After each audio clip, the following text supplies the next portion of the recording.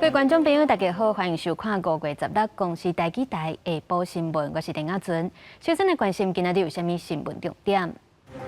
刑事局诈骗犯罪防治中心就已经完当着假投资诈骗了上千万，另外第一银行宜兰分行标出有银行员甲诈骗交结。回答执行长黄仁勋等的台湾，各界关注回答的台湾总部会设伫倒位？有风声讲可能会伫台北树林科技园区 T17甲 T18基地。中国海峡论坛6月要举办，陆委会强调，这个论坛就是统战的场合，禁止中央部会参加，嘛建议地方政府唔通去参加。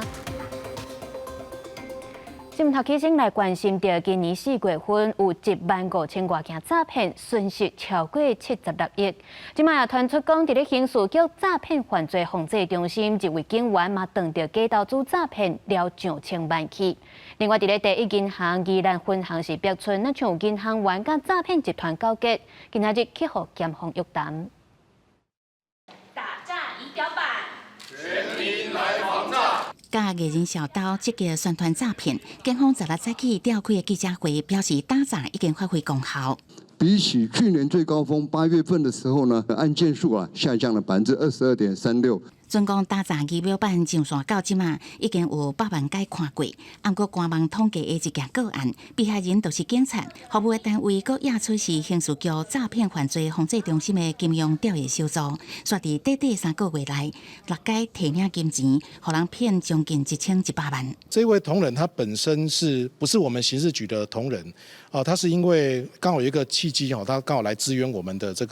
这个诈防中心，只是从事一般的事务性的行政工作。受害姓吴的员警50多岁，为面册的广告去中到假投资的陷阱，开千万买股票，到尾煞拢去了。因为捌甲亲人借钱，互人发现各样，赶紧报案。按过刑事局回应，伊是资源警力，敢若调来半年外处理10车无牵涉到诈骗业务。目前是归建登去保育总队。只是即马连警察拢互骗，嘛互外界伫质疑，即马的打诈作为敢有效果？我们对于这些反诈教育，我们不管是对民众，或者是对我们的员警，我们都一直在施教。我相信，只要民众能够常常上网来看打诈仪表板，就可以去预防，也提升自己的反诈的免疫力。敢若今年4月，警方受理的诈骗案已经有15000多件，财损达到76亿。甚至第一银行宜兰分行有真侪行员，好亲像互人吸收做诈欺的一员，叫检方约谈。已经发布重大消息，表示依法配合调查，对于公司的财务业务是无影响。公司新闻采访报道。继续来关心诈骗的消息，伫咧台南有民众去当着假投资诈骗，红拐上百万起才知影唔对，爱去报案。昨甲警方联手，加做要当面交50万的现金，成功来抓到诈骗集团的共犯，查扣手机还佫有现金录啊等等相关的证物，依照诈欺罪嫌来上班。民众甲诈骗集团的人约伫台南安定一间卖菜馆的门口口要交50万，不过还未等到集团的人出现，穿便衣的警察就随甲这个姓王的男性压制掉了。附近的店家也提供警察来埋伏，帮助抓诈骗集团。因为这是一个公益彩券的行业啊，我们是没办法控制嘛，而且非法的大家嘛无欢迎，对，讲好啊，如果可以配合就配合。埋伏大概5到10分钟，他们就出现了，感觉警方还蛮积极的这样。警方指出，诈骗集团大多数拢会先甲你讲有稳赚未了的投资管道，互受害者初期落一寡钱就通赚，增加信任感。民众感觉唔对，互人骗上百万，报案了后，警方也会成立专案小组，掌握对方交钱的时间甲地点，成功甲车手当场抓起来。专案信后是移送台南地检署侦办。以假投资方式诈骗多次，立即报告分局，并带队至现场部署，顺利查获车手王显，并查扣相关证物。诈骗集团的手路是愈来愈进步，为虚假投资，假做客户人员，一直到假做亲戚朋友来甲你借钱。警方呼吁，若准民众拄到奇怪的信息，一定要保持冷静，也是卡引用反诈骗专线来查证，来保障财产的安全。公司新闻综合报道。行政院长杜英泰上任未满1冬，今仔日和秘书长景明欣，也有副院长郑丽君召开记者会来报告因的施政成果。最近也针对着这个关税战的应用，也有郑丽君率团去美国谈判的进度，拢做一间来说明。诚恳的呼吁朝野一定要进入到合作的一个境界里面，才能够完成这些工作。就这周年记者会，杜英台搁再呼吁朝野团结，才会当应对世界变化。因为美国对顶关税冲击，台美4月底已经进行第1届谈判。带头的行政院副院长戴立军强调讲，咱台湾的基本立场都是维护国家甲产业利益，守护国民健康甲粮食安全原则，并无讲到汇率的议题。我们有信心台湾透过扩大对美采购对美投资，来促进双边贸易的平衡。我们期待未来透过促进双方的投资，不仅台湾扩大对美投资，也欢迎美国来台湾投资。杜英台表示，咱的态度是为零关税开始潮，会看国际谈判的状况，可能会小可调整。若美国的报道体调查，台湾伫咧初7已经提出政府意见书。台美双方在半导体产业是有高度互补的关系。如果美方对我相关产业再加这关税那其实反而会弱化我国产业赴美布局的能力那增加供应链断裂的风险。戴立军嘛讲到，经贸办总谈判代表杨定年当咧韩国参加 APEC 的贸易部长会议，有和美国的代表进行双边会谈，为后一届的商议做准备。除了关税冲击，国内能源政策嘛是焦点。5月17日，核三厂2号机就要停跑，台湾要进入无核能的时代。不过，立法院的核管法嘛修法通过，这核三厂敢有机会继续跑，或者是重新启动？杜英台敢讲，这核安会会启动相关的安全检查，由核安会来做专业技术的认定，之后我们才能由经济部跟台电来决定是否要启动这样的这样的一个程序。到目前为止，没有办法很精确的算出说这个程序要多久。杜英台强调，目标2026年再生能源的发电比率要达到2成，2034年台中火力发电厂要做到供电免烧脱碳，要继续向减碳目标向前行。不过伊嘛讲，对新式核能是保持开放的态度。公司新闻综合报道。回答的执行长吴仁芬目前是已经到咱台湾，各界拢咧关注伊敢会宣布回答的台湾总部设伫倒位。有风声就咧传讲，可能是会设伫台北树林科技园区 T17 甲 T18基地，这是新光人寿伫咧2021年标定的土地。不过新光人寿甲回答公司是拢无回应这个消息。从化区来说，它当初其实在设计的规模上也有所谓的 AI 的使用哦，其他像是这种医疗产业啊，或者是像是这种软体的这个产业哦，可能呢都会是这个区域上面呢，这个从化区上面当初呢有去设计的规划走向。根据了解，北树科的 T17加 T18的地上权是新光人寿以差不多44亿得标，面积差不多5公顷，伫北投甲树林交界，附近的商圈有北投甲天母生活圈，瓦近科技总部边仔就是 T16，也就是金仁宝集团总部，有产业主路的优势。它在这边设置了所谓的企业总部的话，可能会包含了一些亚太的方面的营运仓储，在那个地方，其实第一个离松山机场也不算远，位在台湾的北部的繁华的地区，所以说无论在资讯、交通上面，其实也都是一个很好的选择。对选地址的相关消息，根据平面媒体报道，新光人寿无要批评，回答是也未做回应。不过北树科因为有捷运交通优势，甲电力供应这个优点，符合吴仁芬5万员工伫台北市上班的理念。我说过，鱼还在外面游，我们不急着收网。我们希望对方能感受到台北市是非常可靠、可信任的伙伴。新光金捌伫10时发布重要消息，代子公司新光人寿做公告。新光人寿的董事会已经决议资产处分，授权董事长签备忘录。不过有消息传出，双方伫去年就已经初步接洽，回答台湾总部的地址到底会伫倒位，恐惊就要听候回答执行长吴仁芬对外做回应。公司新闻采访报道。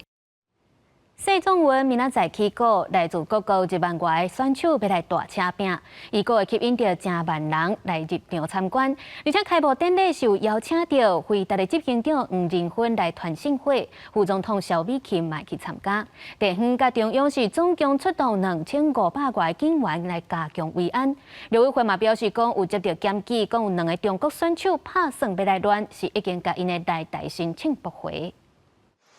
真不过伫咧场边来回巡逻，搭配最悬点加无人机监控。2025双北市总运17进行，双北市府加中乡总共出动2500名警力来维安。特别提醒民众经常携带的，包括类似压力式喷雾罐、气瓶的加油喇叭、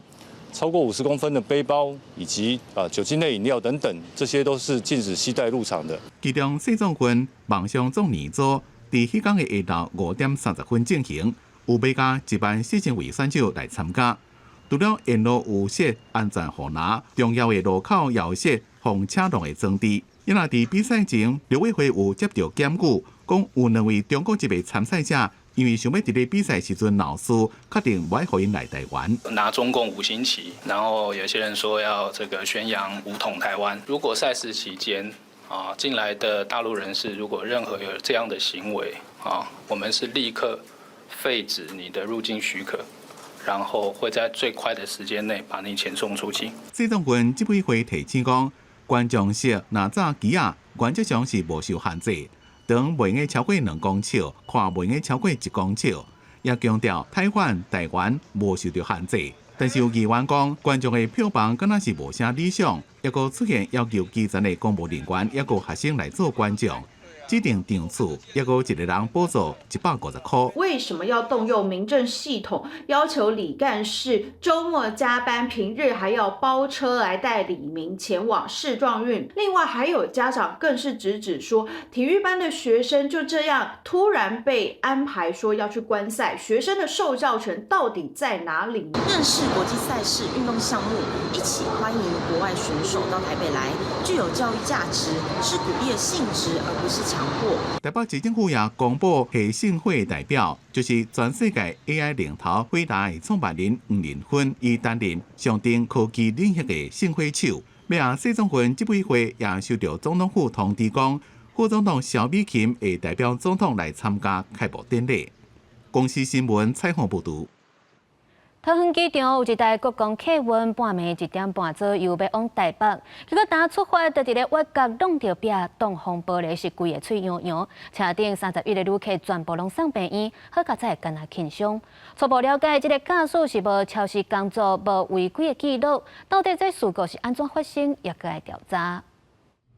玻璃全部脆糊糊，16透早1点35分，桃园国际机场第一航厦巴士客运站出口的所在，发生国光客运119路线巴士自动的事故，造成车内旅客受伤。好佳在详细大部分是车伤甲离伤。现场对驾驶实施酒精浓度测试，酒测值为0。详细肇事原因及责任归属尚待警方调查厘清。现场还可以看到规头壳的脆玻璃。事故的时阵，国光客运要为桃园机场开向台北，不明原因伫等月的所在自动车道壁，车顶旅客31人，本国籍有9人，外国籍22人，包含韩国11人、日本4人、缅甸4人、法国2人，加马来西亚1人，分别送去中京、人民、连心、保利桃园甲经过民生等5间病院。31名乘客没有一位住院的，有些擦药完以后就通通都自行离开了。今天看的那个门诊的费用跟医疗的费用，通通是我们公司会全数来负责了。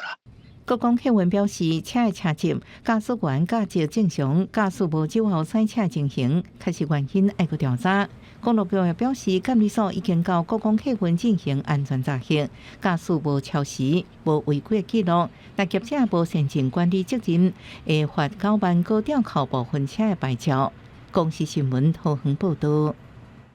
再来看，昨下晡伫咧高雄大厦一间国小的头前，有查甫囡仔骑脚踏车，互后壁的货车压到伊的镜头全咧断去。警方表示，这台脚踏车是无照规定乌白转弯，因为后壁这只货车的驾驶97达超标，互人依照公共危险罪来上班，而且上长是会当甲伊吊扣驾照4档。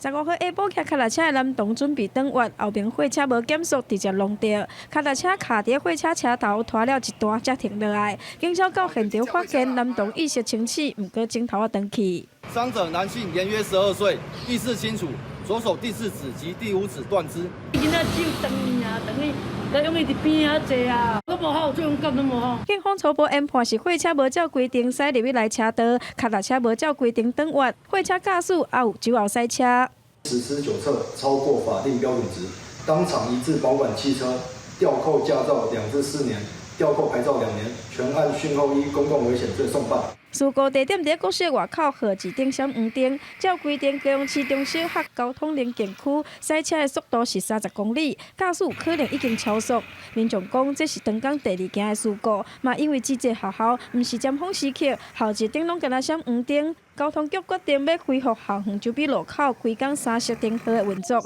亲像是前镇区这间国中就已经实施。大家看到闪灯就会冲过去，就是不管有没有人，就是冲过去就对了。但变成全天候的，真的对于不管是社区民众或者是我们学生，像我们晚上还有晚自习，或者是社区民众会到学校来运动，我觉得都会提高很多的安全性。学校表示，去年校门口上少4件校外人士车祸，改做专利3色灯号了后，车祸事故变少真侪。公司新闻网络听林昭宽各样报道。咱的前总统蔡英文访问欧洲第3站，去到英国参访国会发表演说，嘛甲下议院的议长来见面。蔡英文也亲身来感谢英国国会伫去年底通过主张联合国2758号案，无干涉台湾的主权这个决议，反制中国来迫害台湾，维护咱台湾的国际地位。前总统蔡英文访问英国第1站到英国国会，英国上下议院跨党派30位议员接连迎接蔡英文。When I was a student at the LSE, I could not imagine having the opportunities to speak at the House of Lords, in front of members of the parliaments as well. It truly is an honor to be here in the British Parliament. 现场几多位英国政坛重量级的人物，拢是推赏大英贸易甲关系重要人士。下议院议长也亲自甲蔡英文见面。大英国会小组共同主席希望蔡英文感受到英国的诚意。We're also very honoured because Mr. Speaker, who controls the Commons side where we make all of our legislation, he is meeting her as well. So it's a great honour for us to have her here, but also hopefully she will feel it's an honour that our Parliament is giving her so much respect as well. 有去参加的智库学者讲，现场的气氛正热烈，蔡英文正受欢迎。There's a lot of respect for former President Tsai and the dignity and leadership that she showed during her time in office. So yeah, there's a lot of respect across Parliament and more broadly across the UK for her work. 这段行程活真久，去年10月就捌脱讲蔡英文访问英国的计划，不过迄当阵正拄是英国外交部长要访问中国，所以计划被迫延后。虽然英国共同政府上任了，想要修补对中国的关系，但是对台湾也是延续前保守党政府的政策，将台海稳定看作英国的国家利益。去年11月，英国议会通过联合国2758号无涉台决议，蔡英文亲自表达感谢。I thought this was a very courageous move on the part of the British Parliament. It made it clear that the resolution made no separate or additional determination on the status of Taiwan and should not be used to preclude Taiwan from meaningful participation in the UN or the wider international system. Yeah. 蔡英文这阵唔但是访问国会，也搁会伫咧大学院校演讲，甲学政界人士沟通交流。公司新闻采访报道。受到中国的打压，南非正正就要求咱的驻南非代表处爱刷离开首都。双方也搁咧参详当中，即卖南非的官方网站是直接甲咱的代表处改名、降级，搁改掉地址、删掉驻南非代表等等的介绍。即卖咱的外交部是表示严正抗议，也强调咱的代表处目前也搁正常在运作，会找时间对外来说明。对南非外交部的官网兼国际关系项目外国驻南非代表处的资讯者发现，台湾唔那是被归类伫咧国际组织，点开台北商务办事处的项目，也发现内面被列入资讯办公室联络方式，包括地址、电话、邮政信箱，拢被改做约翰尼斯堡，唔是首都普里托利亚，而且也阁三度介绍台湾驻南非代表廖文铁的项目，只可能剩该层较加助理代表3个人。咱外交部对此回应，甲咱国驻南非代表处拢密切注意这件案件上新的发展。南方进前已经表达双方应该就这件代志进行协商，并且等待南非的回应。此次目前依然正常对话运作，若有新的消息会适时对外说明。其实南非政府伫咧去年10月甲今年1月两边致函予台湾驻南非代表处，要求迁离首都普里托利亚，双边政府继续磋商。不过，南非外交部先伫今年3月，将台湾代表处的名自台北联络代表处改做台北商务办事处。南非政府目前与我国仍在协商当中，却再度要求我驻南非代表处限期迁出首都，显示中国在南非对我们的打压是更加的变本加厉。迄当阵外交部长林佳龙第一时间就指示阿菲斯一个咱驻南非代表处，分别向南非联络办事处，也个南非外交部严正抗议。南非即马又个删除而且改台湾驻处的资讯，同时也无国再表示现任代表。公司新闻综合报道。世界卫生大会 WHO 伫要举办，咱台湾今年又阁无收到邀请。中国外交部昨夜直接表明讲，因无同意台湾参加 WHO。今仔日咱的卫福部甲外交部是出面来回应，除了咱的组行动团去日内瓦争取参与，嘛准备要召开国际记者会，呼吁各国爱支持台湾以观察员的身份来参加 WHO。华口号表示，台湾连接世界，也融合晶片的英文单字 chip， 强调台湾的高技实力。第78届世界卫生大会 WHO 将会伫5月19到27日咧瑞士日内瓦进行。台湾代表团也推上相关规划参加，伫行程也开商部长记者会。本部迄今已经尚未收到邀请函，但我们不会放弃，将持续与外交部一起努力到最后一刻。健康是基本人权、普世价值。台湾在医疗防疫方面是世界优等生，不应该被拒于教室外面。那晶片大家都知道，那现在在 AI 的时代啊，我们透过这些数位科技啊，可以来提升我们就是医疗的可进性。外交部甲卫福部强调，台湾愿意分享大型防疫、健保制度，也个智慧医疗等议题，也按算伫咧日内瓦开国际记者会，经由世界媒体记者，呼吁更加侪国家甲医疗团队支持台湾以观察员身份参加 WHO， 并且完整参加 WHO 所有会议、活动甲机制，包括 WHO 大流行病协定。也讲到美国方面伫咧退出世界卫生组织进前，有加大力量对台湾发声。不过最近台湾甲南非政府就驻代表处迁徙所在问题，搁再出现争议。南非外交部官网擅改我们的一些名称，我们已经训令驻南非代表处进行交涉。外交部表示，因为中国的压力，和南非政府台面下有真侪小动作，不过双方的主处拢有签相关合约，台湾未承认相关改变，会继续交涉沟通协商，确保代表处会当正常运作。公司新闻采访报道。中国海峡论坛6月要举办，进前婚姻馆长张丽仙、金门副馆长李文良、甲台东馆长廖庆玲拢捌去参加过。昨陆委会就强调，这个论坛就是中国的统战场合，禁止咱中央部会的人去参加。因为对地方政府的态度，嘛对以往的无希望参加，该做建议莫去参加。海峡论坛是中共对台统战平台所以政府禁止在台办理相关活动。中国海峡论坛伫咧6月进行，陆委会重申禁止中央部会人员参加。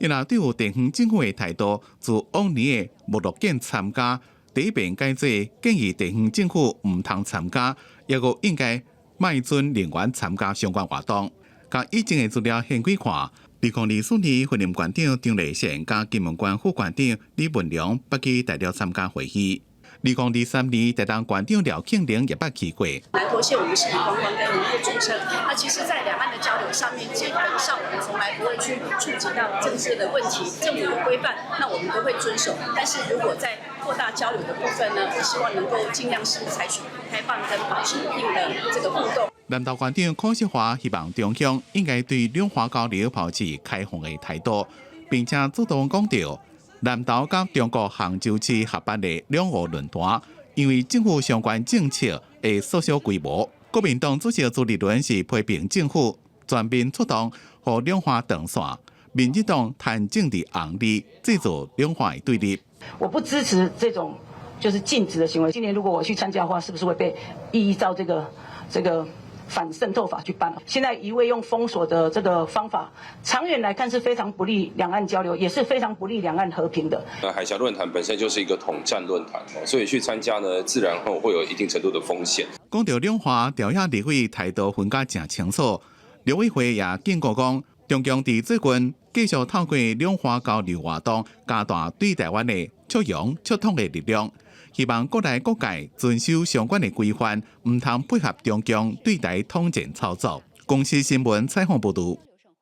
国际消息来关心到以色列连续2天轰炸加沙地区，造成超过60个人死亡。美国总统川普是搁再提起要接管加沙这件代志。另外，美国甲以色列月底要启动人道援助计划，不过联合国表示讲，因为分配无公正，所以未来加入这个计划。加沙北部的贝特拉西亚受到空袭，乌烟一直清菜。加巴利亚野区也受到严重的破坏，以色列连续2天密集的轰炸，造成重大死伤。美联社一位摄影记者伫咧南部的城市汉尤尼斯看到这边的空袭，一寡尸体拢看袂清楚是啥人。死者内面也有一位是卡达电视网的记者萨穆尔，包括伊在内总共有11位家庭的成员死亡。加沙连续2天的空袭，正拄好是美国总统拜登访问中东的时阵。川普访问波斯湾国家，也果无安排以色列，但是真侪人希望，川普既然这么晚，是不是有希望会让带来停火协议，或者是对加沙重新提供人道援助？因为以色列对地区封锁，3月初2到3拢无人道援助送入去加沙。川普是伫拄下重申美国接管加沙。United States get involved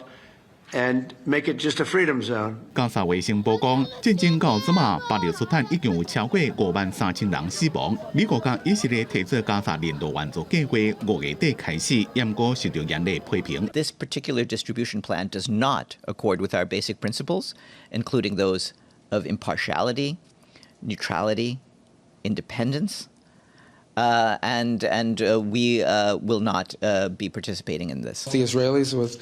American backing and support, have offered a plan to deliver aid that doesn't get diverted or stolen by Hamas. I've heard criticisms of that plan. We're open to an alternative if someone has a better one. 应成立新的加沙人道基金会来负责对所谓的安全配送站点伫加沙进行援助。不过，以色列目前只敢准加沙南部设立少数的据点。基金会认为需要扩大到加沙北部，已经甲以色列伫咧沟通。公司新闻吴文玲编辑。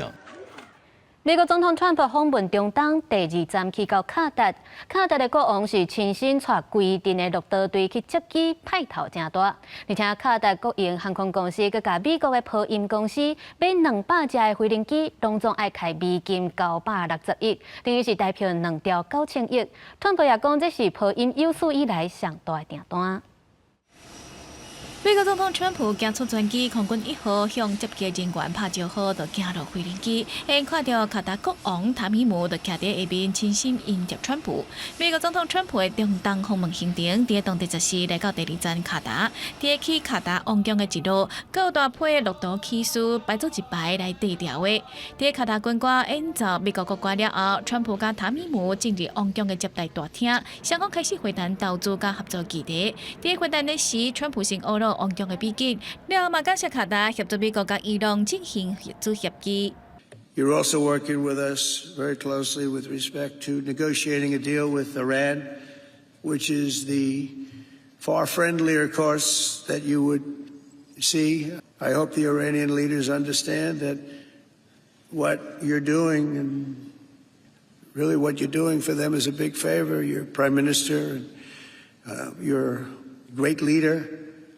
right here on my left, has been helping so much. 在会谈内底，双方讲到贸易合作，卡达的国营航空公司当期向美国波音公司采买包括130架787免换客机、30架777X 飞行机，还有另外50架跨体飞行机，拢总210架飞行机。订单的总额是达到960亿美金，等于是代票2条9000亿。和川普俄这是波音历史上上大的飞行机订单。只是川普进前要收卡达送的价达4亿美金的喷射客机，嘛引起争议。卡达总理前外交部长的穆罕默德是澄清，这是政府国防部之间的交易，甲个人无关系，那是违法当然会撤回。另外，在川普出席晚宴的时阵，塔米姆是提出要求，唔望美国CR停止以下冲突。Qatar brings the channels, the access, and the credibility.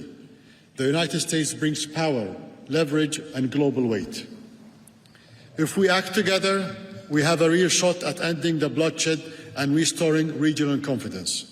双方嘛伫国防、能源甲科技领域决定讲好数十亿美金的协议。美国白宫表示，川普访问卡达期间，讲好超过2430亿美金的经济协议。我是新闻台同朋友。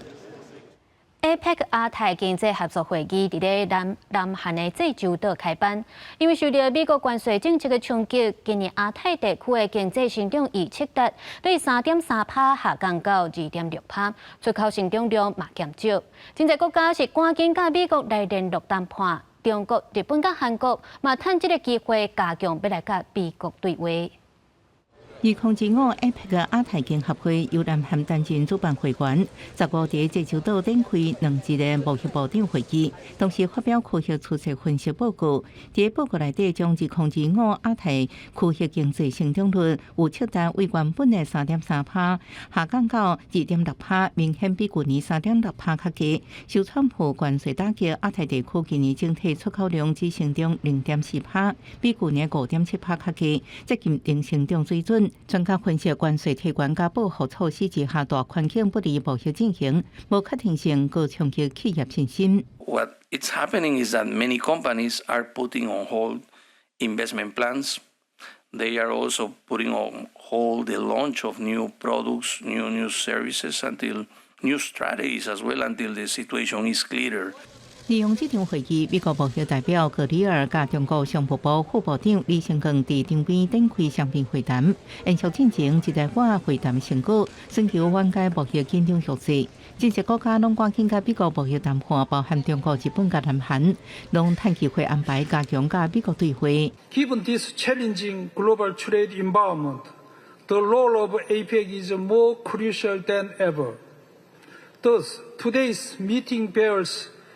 great importance. 为美国角度来看，格里尔在场坐镇也能压制中国争取其他受川普关税压迫国家的支持。学者指出，美国应利用这摆机会，甲 APEC 大部分成员国继续贸易谈判。中国表明无着急达成协议，可能利用这态势强化伫 APEC 区域贸易整合内底扮演领导者的做法。公司新闻陈慧琴报道。镜头转来看国内，屏东地检署侦办罢免民进党立委吴丽华的连续那场造假案件，约谈11个人到案说明，其中林涵仁用方式昨暗时去互法院裁定要收押禁见。原来民进党立委林俊宪甲王定宇的罢免案那场冇造假，王定宇是表示讲，伊要替这寡互偷摕各自去连署的台南市民来替因讨赔偿。并检侦办民进党山地原住民立法委员吴丽华罢免案第一阶段提议人的名册涉及不实的连署，10次约谈11个人到案说明。罢免案的带头人张丰秀伫暗时声下，被告将自身担任领衔人应负的责任推诿给他人，跟共犯间的陈述又不一致，有可能为推诿卸责而影响或配合共犯的证述，有勾串共犯之余，故有羁押的必要，应予羁押，并禁止接见通信。台湾只要罢绿就要办到底，所以在这种情况之下，我真的觉得它不是寒蝉效应啊，它根本是绿色恐怖。这个绿色恐怖已经弥漫在全台湾各地。台北市双吴罢免团体目前继续第2阶段的收件，验过罢免500支连署数，即个6000多分，离24000分的进度还阁差真多。蔡达人李孝良则是则讲无法度联络朱立伦，严过早起伫咧参加国民党公布全国连锁据点记者会，对进前的发言表示道歉。我这边先跟大家道个歉，就是我昨天因为本人不当的发言，非常的抱歉。然后我之后也会谨言慎行。我觉得如果有这样的联署站的联署点，大家会更愿意出来签，而且这个是全台湾的联署大串联。人检伫最近警察将计起诉另一立委林俊宪、王定宇不是罢免联署案。王定宇开记者会，要求替被侵犯告主的台南市民要求赔偿。同时也已经传好律师团，欢迎选区的市民来查询，将会提供依照告知法要求赔偿的公诉办诉证来讨公道。求偿的2万元全部归被害者所得我们所有的律师都是义务律师，不会收取分文，完全义务协助。王定宇讲，根据告知法第28、29条，对被害人无用记或者是未当证明因实际损害也的时阵，每一个个案上悬是赔偿2万。希望林俊宪等立法委员也能协助民众进行民事赔偿。公司新闻综合报道。来关心检调扩大侦办假人利用假病历来闪做兵的案件，内政部表示，用非法的手段闪做兵的，目前是查到120个人，已经请主管机关，也就是国防部的军医局研议要修正体检的标准。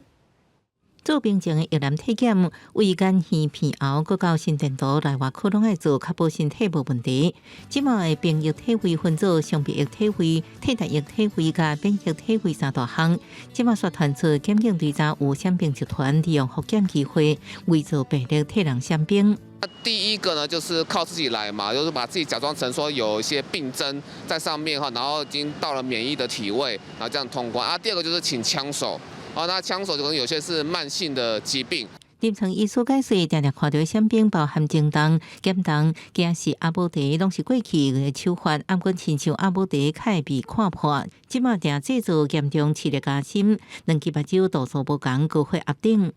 在心脏科的领域来说的话，如果遇到这么年轻又顽固型的高血压，其实要去考虑有没有其他的疾病发生。所以通常我们会对患者做更详细的检查、更精密的检查，去判定他是不是真的血压这么高。原来闪病集团利用复检规定，就算本来判定伤病液体位若越南提出，但改判体位标准的公司立医疗机构开的诊断证明包含视力大幅度加深定轮，搁一摆检查，初检、复检之间就时间加工病情。我们不会直接用他这个病历就去做检查，而会再送医学中心。然后一男如果说体位本来他是常备兵要去当兵的，后来改成替代役体位或免疫体位的话，按照规定的话，还要再送中央一男体位审查会去做审议。专家指出，为避免一时食药啊影响病疫复检爱大院。由公立病院负责，亲像越南体检作业定数，要公告诈骗减赔方法，是要动下手无真简单。以不法手段来逃避兵役的有120人，体位区分标准来做全面的修正，一共有193项。这个部分是由国防部军医局在主管。那么这193项，我们会逐项的来讨论。内政部强调，会制定更加完整的 SOP， 和病疫体检、复检作业过程更加严格公平。新北民政局表示，这波闪病集团的复检病院包含3种8型、大大甲军病院等，无那伫8型，毋过爱搁等最后的调查结果。记者综合报道。经营超过20档的花莲渔港旧鱼市，因为是违建有安全的问题，最近开始拆除。原地伫遮的反而是互人安排去新的观光鱼市摆档，毋过因为部分的设施做也袂好，还阁无宣传，无人客，互反而是真不满。怪窃用更箭开始破坏花莲渔港的旧鱼市铁柱，这个所在演过是花莲人甲游客上街去食海产的所在，暗过地上无是受违建，一直互人质疑安全问题，所以港公司要求收回这些违建什么东西，跟也会达成共识，他们也答应要在5月底清光以后，那我想把这块地呢，是不是由县政府他来收回去，由他来跟渔会看怎么样去谈合作来做。旧鱼市原来的打赏是安排去花莲港北边的新起观光鱼市，白色的建物内底拢总15个单位组人，目前有12间打赏入去，不过硬体无够完善，县政府嘛无宣传，店商真不满。像厨房那些跟鲨鱼都会用排水沟嘛，那这边其实是都没有，它就是一间空格子。接水管排水那些，我们都是自己后来再请人去做的。县政府也没有推广啊，他没有说我们迁移的事情啊。他本来是说3月1号要帮我们办开幕，他也没有办啊。其他亲像通路的菜缸搭，敢若做一半，部分用帆布，结果若落雨就会积水，相当就会破去。另外，嘛无设海水管线，若是有卖外海产的商店，就敢若会当家己买海水，亲像规划有真大的问题。这个部分的话，它可能与市场进驻的摊贩有卖生鲜类的，有小吃类的，对，所以我们不可能说每一间，因为我们不确定说后续进驻的这个摊贩它的需求是什么，所以我们只能参考全台湾的一个鱼市的它的一个基本的一个配置。县政府是讲，硬体设施不足的部分已经各片经费加强建设，但是宣传的部分，会伫今年7月配合上海岸的活动做伙规划。另外，区议会研究是不是会当连接边仔的向日购物广场，打造全新的商圈。公视新闻采访报道。台东的海滨公园今年有打造灯光艺术的国际地标，吸引游客暗时的时阵去遐散步欣赏。不过最近，有民众发觉讲，遐涂骹全拢加纸，看着真惊人。官府表示讲，因为这最近天气较湿热，虫拖本来就较侪，而且佫有点电火，可能佫有人食物件四界落、四界偏，才会甲加纸拢下来，因而佫加强转药啊消毒。台东市海滨公园，县政府用灯光艺术营造国际地标夜间灯光秀，游客暗时会来翕相。不过最近有游客行去哩国际地标，发现涂骹甲灯条真侪乌麻麻的物件，行我一个看，竟然是加纸，惊一个紧走。吓死了！县政府表示，因为最近高温佮落雨，环境湿热，户外虫拖真侪，国际地标灯光甲爱光的虫拖拢引来，佮加民众物件食散步早走，吸引真侪加纸。因为伫要进入台东县旅游旺季，加纸惊会甲游客行走了了，县政府赶紧进行喷药啊消毒。可能会对游客的一些感官会有点降低，也会降低来这边游玩的意愿。我们这边会加强定期的清洁跟巡查的部分。那更重要的是呢，也呼吁所有的游客来到国际地标、来到台东、来到一些公共的场景呢，要随手把自己带来的垃圾跟饮食呢，都能够整理清洁干净哦。县政府表示，伫要进入夏季烧热的天气，会定期伫假日来进前去国际地标消毒，所以呼吁游客甲民众伫消毒期间唔通进入喷药的范围内。公视新闻采访报道。921地东教育园区光复新村甲林甲花园古迹，即挂伫咧台中部方的观光景点。去年去互行政院列入去国家风景区的范围内底。不过观光的人数并无明显增加，游客就认为讲这是宣传甲规划不足。民代嘛认为讲市府应该甲中央合作，加强来推广。学生用心听导览员的解说，因的正头前就是专台，敢若剩一座的福州式木造的戏台。武汉林家花园规个园区是全国上大的国定古迹俱乐群。不过根据台东市府的统计，去年参观的人次敢若有13万外人。甲被称作邦桥林家花园的林公园园地，去年有797万7千外人次来比较，两个差61倍。游客认为相关的观光配套甲宣传拢不足。我第一个感觉是，其实我觉得交通有点乱，然后标示没有很清楚。然后其实我有点找不到入口在哪，然后就绕了一圈这样。整个的观光能够起来，那需要非常多的配合。好，比如说捷运有规划将来如果捷运可以在做起来的时候第二个很重要，其实雾峰最适合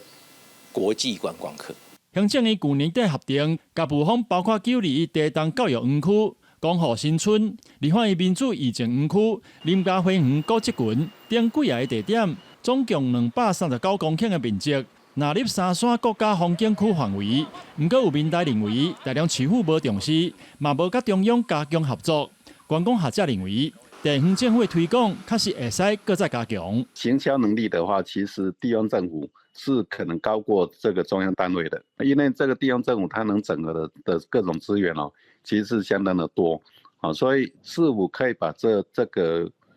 当成是一个重点哈，来推动。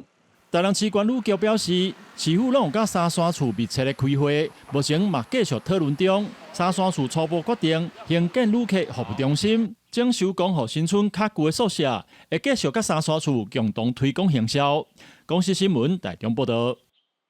林保署公布对2011年以来监测台湾乌熊的统计，指出台湾乌熊的族群数量逐年拢有在增加。林保署嘛表示，讲台湾的保育观念是有慢慢在提升，所落来就是要减少乌熊重犯罪的这个情形，嘛要拍拼来达成，互人类甲乌熊会当和平共存。熊母带着2只熊仔囝伫树林内底散步，尻川扭来扭去，实在真古锥。农业部林保署公布上新的调查。对2011年到2025年，全台有超过2000条发现台湾乌熊的记录，分布的地区对17个乡镇增加到27个乡镇。无论是关山、中海拔，甚至1200公尺以下的所在，阁有东部的平地，嘛渐渐出现乌熊的野食。从2008年开始哦，全台湾总共有60笔的母熊带小熊的记录啊，表示说，那这个低海拔的这个环境呢，也开始也适合黑熊栖息或生活。林保署讲，经过多年宣导甲执法，违法掠乌熊的案件已经大量减少。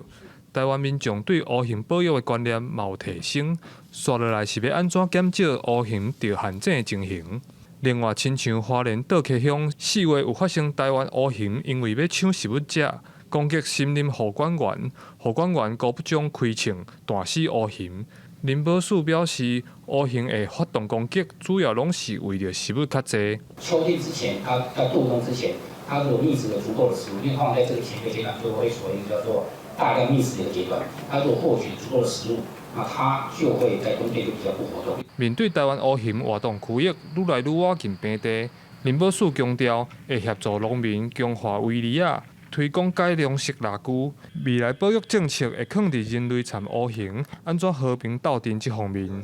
记者柯永哲台北报道。台湾经过日本介管，阁有国民政府威权统治，才慢慢行到民主自由的现代。今年已经86岁总统府主席姚嘉文，这阵是出版一本新册，叫做《民主台湾100年》，希望民众会当来了解到台湾的民主奋斗的过程，嘛对即摆政府来提出建议。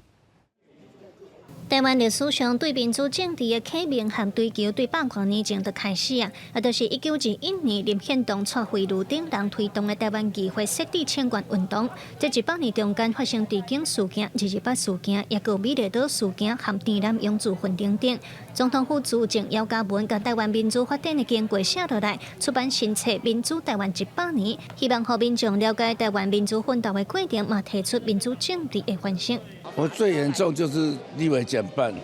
立委减半当初草率的决定，只有减半，但是这个席位的分配都没有讨论，本来是人都要讨论，要兼顾各方面，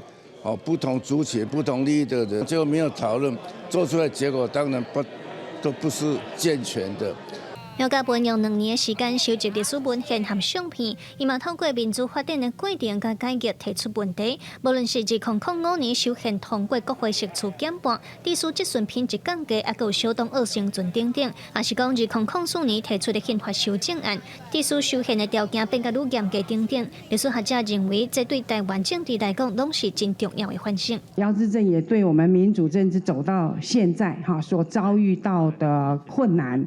或是在改革的过程中留下来的问题他也有很多的反省那台湾最大本土力量的领袖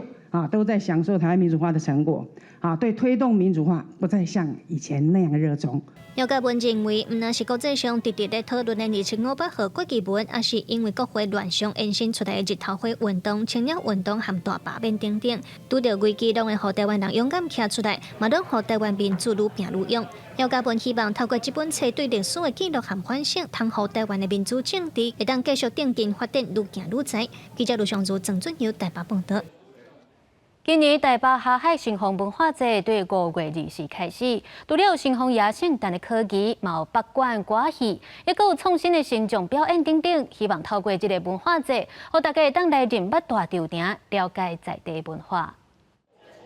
新丰也穿西装来比喻，以205年前渡海来台的庄严和正义。这束西装是用回收的牛仔布做成的，除了展现英雄精神，也通看到身躯顶挂戏机的现代元素，向定新丰也愿意听人民的心声。台北航海新丰庙表示，这是全台头一个成名穿西装，主席甲结合现代化设计，也加入新丰也信仰的背景。把城隍老爷的团队也介绍给大家，把它有形化。所以各位也可以看到，包含文武判官以及范谢将军，他们用一个全新的造型的形象，世间万物的这样子的一个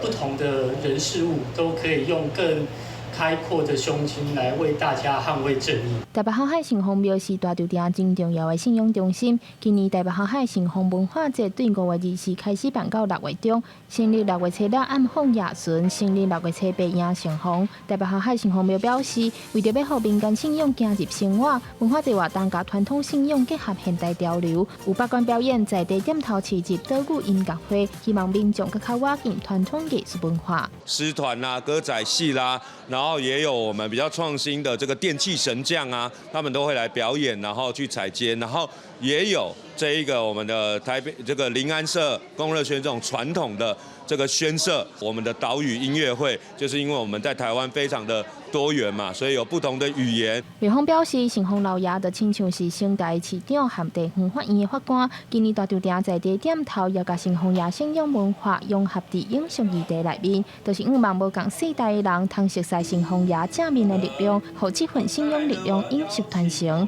记者中国的林晓凯台北报道。大家敢知影？那咱人类会晓对音乐来拍片，其实伫咧加州大学有一只海狮，嘛会晓听到音乐着对咧海头，而且这招是比人类更较准。学校的动物专家着研究，发现讲只要这动物的脑容量有够大，活了有够久，就有得机会会当培养出这造感。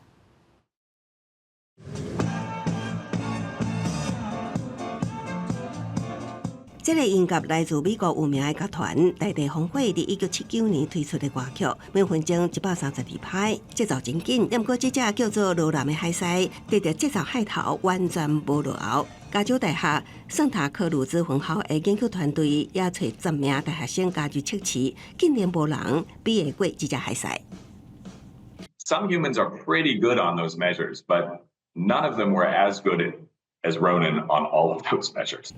罗兰大约23岁，来到这个海洋动物实验室。一开始研究人员怀疑，伊安尼节奏感无定着只是卡合，也毋过随着年龄的增长，甲搁较侪学习，罗兰无论是慢的也是紧的节奏，伊的功夫是愈来愈进步。She came into human care in a laboratory setting at the age of 2, and has since then worked every single day of her life in really careful training and experimental settings to expand and demonstrate her capabilities in sensory and motor tasks and cognitions. 讲到动物对着音乐的节奏，就袂当无提起这只目前住伫南卡罗来纳州叫做雪球的风头莺歌。每晚30个雪球伫真人甲现人起出来，拢展现真好的节奏感。听到 Michael Jackson 有名的歌曲是50倍，也佫会头甲骹当坐伫椅仔顶展现舞技。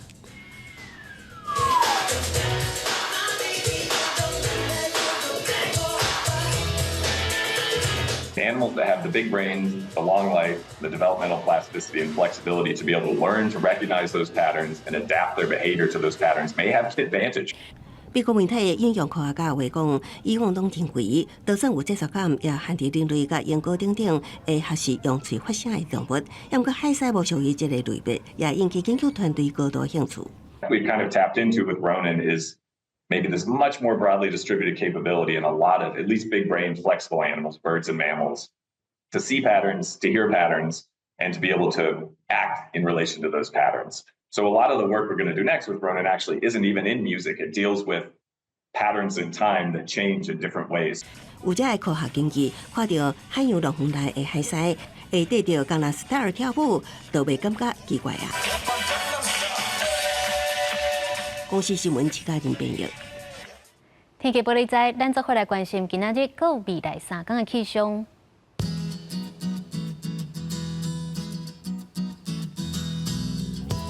北部地区28度至33度，中部地区29度至33度，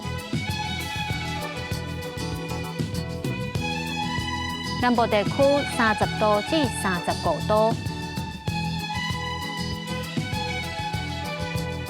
东部地区27度至31度。还有外岛地区25度至30度。继续来关心未来3天的气象。